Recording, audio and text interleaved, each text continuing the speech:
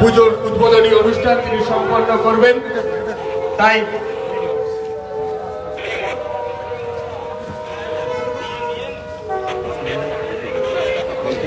আমাদের এখন মণ্ডপের উদ্ঘাটন করবেন আমাদের মুখ্যমন্ত্রী মমতা বন্দ্যোপাধ্যায় মহাশয়া।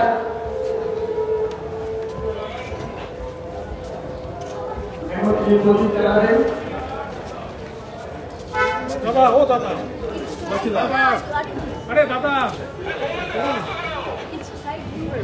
কভার করে দিলেন।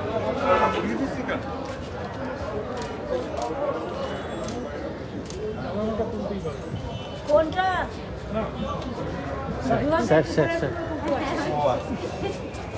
ঠিক আছে, আমি হাত দিয়ে দিচ্ছি। ঠিক আছে, চলো।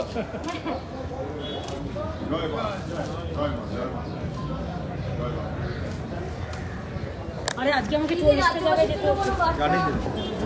বাবা আগে শেষ করতাম। দেখছো দৌড়াচ্ছি, তোমরা আমাকে দৌড়াতে পারছো?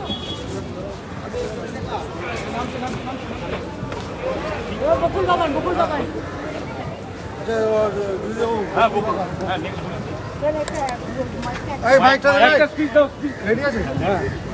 আমি হাজরা সকলকে আমার অনেক শুভবন্ধন জানাচ্ছি, শুভ শারদীয়া।